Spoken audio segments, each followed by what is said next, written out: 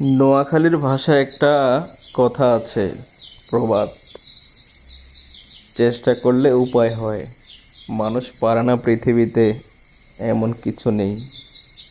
চায়নারা পৃথিবীর সব দেশে তাদের যে পণ্য দখল করে নিয়েছে পৃথিবী জুড়ে, ইচ্ছে করলে বাংলাদেশের মানুষও অনেক কিছু পারে, আমাদের দেশে অনেক কিছু আছে।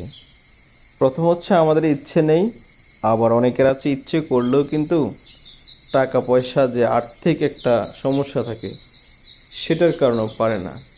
তো আবার অনেকেই ইচ্ছে শক্তি এবং অর্থ পুরোটাই কাজে লাগিয়ে কিছু কিছু প্রোডাক্ট বিদেশের মাটিতে ছেড়েছে।